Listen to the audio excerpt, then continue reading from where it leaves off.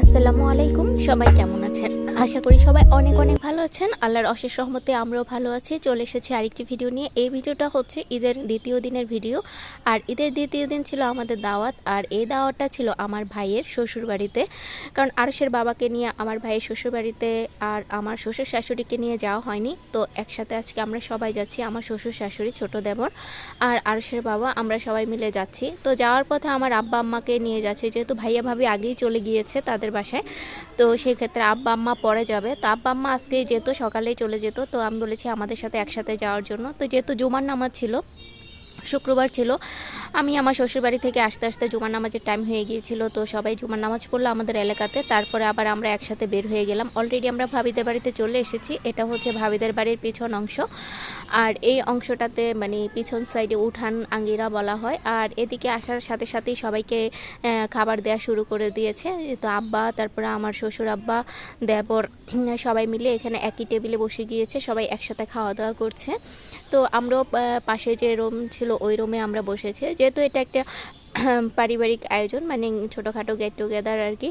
তো সেক্ষেত্রে মানে ঘরের ভিতরে যে দুই রুমের মধ্যে দুইটা ডাইনিং টেবিল রেখেছে, তিনটা ডাইনিং টেবিলে সবাই মিলে খাওয়া দাওয়া করা হচ্ছে। আর খাবারের মেনুতে কী কী ছিল সেটাও আমি আপনাদের সাথে শেয়ার করছি। আর খাবারটা খুবই মজা হয়েছে, খুবই ভালো লেগেছে। ভাবির বোনেরা রান্না করেছে, আপুদের হাতের রান্না খুবই মজা, আর রান্নাও খুব ভালো হয়েছে। আর এই যে সবাই এখন খেতে বসে গিয়েছে, আর সবার অলরেডি খাওয়া দাওয়া শেষ। আর এদিকে একটু সমস্যা হয়ে গিয়েছে, আরশ যে এত ছোটাছুটি করছিল, ওর চোখে জানি কি জানি পড়েছিল আর ওর কান্নাকাটি। তো এখনও একটু ঘুমিয়েছিল। তারপর এখন আবার একটু উঠিয়ে বাইরে নিয়ে গেছি, কারণ ওকে এখনও খাওয়ানো হয়নি। তো ওকে একটু খাবার খাইয়ে আমরা বের হয়ে যাব। এদিকে সবাই বসে গল্প করছিল। আর এটা হচ্ছে ভাবিদের বাড়ির বাহিরের অংশ। এই অংশটাতে এত ভালো লাগে, মানে খুবই সুন্দর বাতাস, একদম প্রাকৃতিক পরিবেশ, চারদিকে শুধু সবুজের সমারোহ, এই আর কি। তো এর ফাঁকে আমি আরশকে খাইয়ে দিয়েছি। এখন আমাদের চলে যাওয়ার পালা। আমরা এখন বের হয়ে যাচ্ছি, যেহেতু আমি আমার শ্বশুরবাড়ি চলে যাব। তো এখন আমরা সবাই বের হয়ে গিয়েছি, অলরেডি আমরা চলে এসেছি। এর ভিতরে আর কোনো শ্যুট করা হয়নি। আর এখন আমাদেরকে কী কী গিফট করেছিল আন্টি ভাবিদের বাড়ি থেকে, তো সেগুলো আপনাদের সাথে দেখিয়ে দিচ্ছি। এটা হচ্ছে আরশের বাবার প্যান্ট আর শার্ট, যেহেতু নতুন গিয়েছে সেই ক্ষেত্রে মানে নতুন যাওয়া উপলক্ষে গিফট আর কি। তারপর আমাকে একটা থ্রি পিস দিয়েছে, এটা হচ্ছে আমার থ্রি পিসটা, এই যে আপনাদের সাথে আমি শেয়ার করছি, দেখাচ্ছি। অবশ্যই কমেন্টস করে বলবেন কেমন হয়েছে। আমার কাছে তো খুবই ভালো লেগেছে।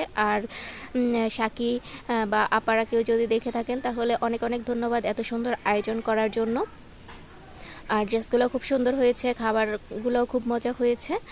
তো আপনাদের সাথে আমি শেয়ার করছি, আপনারাও দেখে নেন।